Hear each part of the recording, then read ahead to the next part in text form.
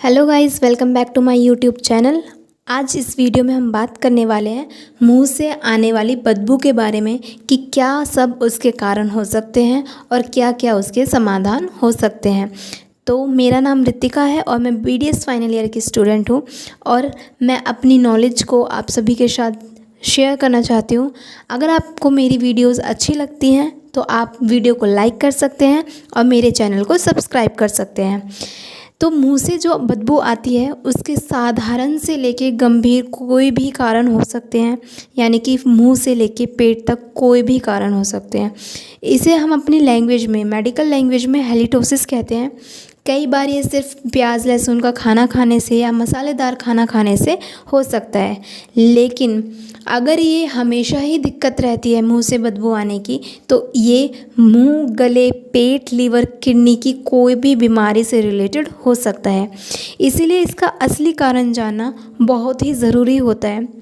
अब जो सबसे पहला सिम्टम मतलब कह लो या फिर बहुत ज़्यादातर जो कारण इसका होता है वो होता है पुअर ओरल हाइजीन, यानी कि दांतों की और मुंह के अच्छे से साफ़ सफाई ना रखना। क्या होता है जब हमारे मुंह में साफ़ सफाई नहीं होती है तो बैक्टीरियाज आते हैं और बैक्टीरियाज धीरे धीरे करके बदबू बनाते हैं और उस धीरे धीरे करके दांत खराब करते हैं और फिर मसूड़ों में भी सूजन और स्वेलिंग हो सकती है, जिसको हम जिंजिवाइटिस कहते हैं।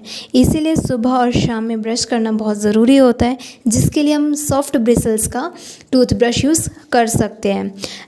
हमें ये बात बहुत याद रखनी है, ध्यान रखनी है कि जैसे हमें दांतों की साफ़ सफाई करनी होती है वैसे ही हमें अपनी जीभ की साफ़ सफाई भी रखनी होती है, क्योंकि अगर हम सिर्फ दांत साफ़ कर लेंगे तो जो खाना होता है वो हमारे जीभ के ऊपर भी लगा रह जाता है। अगर हम जीभ की सफाई नहीं करते हैं तो वो बैक्टीरिया जीभ के ऊपर भी पनप सकते हैं और ये दिक्कत हमें हो सकती है। इसलिए जीभ की साफ़ सफाई करनी भी बहुत ज़रूरी होती है। बहुत बेकार इफ़ेक्ट्स होते हैं। सबसे पहले जो दांत के ऊपर वाली परत होती है वो उसको निकाल देता है, जिसकी वजह से बहुत जल्दी सेंसिटिविटी के लक्षण दिखाई देने लग जाते हैं। उसके अलावा जो हमारे मसूड़े वगैरह होते हैं वो भी छिल जाते हैं। दांतों की सफाई ब्रश यूज़ कर सकते हैं। उसके अलावा हम डेंटल फ्लॉस यूज़ कर सकते हैं। डेंटल फ्लॉस से जो हमारे दो दांतों के बीच में जो खाना फंसता है वो आसानी से निकलता है। स्टार्टिंग में जब हम डेंटल फ्लॉस यूज़ करते हैं तो थोड़ा थोड़ा ब्लीडिंग होती है, जो कि नॉर्मल है, और वो गंदा खून होता है तो वो निकल जाए तो अच्छी बात होती है। उसके अलावा हम माउथ वॉश यूज़ कर सकते हैं। और सबसे बढ़िया जो घरेलू उपचार है उसकी में आ जाता है कि गुनगुना पानी गर्म कीजिए, उसमें नींबू डाल लीजिए और उसके कुल्ले करिए, ठीक है। और क्योंकि नींबू के अंदर विटामिन C होता है जो कि मसूड़ों के लिए भी बहुत अच्छा होता है और वो बदबू को भी हटाता है।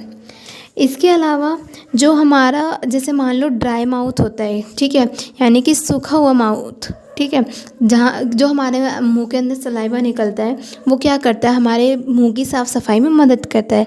लेकिन जिन लोगों का ड्राई माउथ होता है तो उतना पर्याप्त मात्रा में पानी नहीं होता है तो अच्छे से साफ़ सफाई नहीं होती है।